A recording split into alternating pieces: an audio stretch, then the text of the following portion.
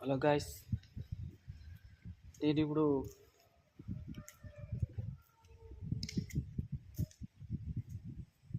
KGs ఫామ్లో ఉన్నాను. Welding అయిపోయిందండి. పట్టీలకు స్టాండ్స్, పట్టీలు, రన్నర్సు, లెగ్ యాంగిల్ టోటల్గా షెడ్ కంప్లీట్ అయిపోయిందండి. ఇది వచ్చేసి గ్రోయర్ షెడ్ అండి. చూస్తున్నారు కదండి, షెడ్ కంప్లీట్ అయింది.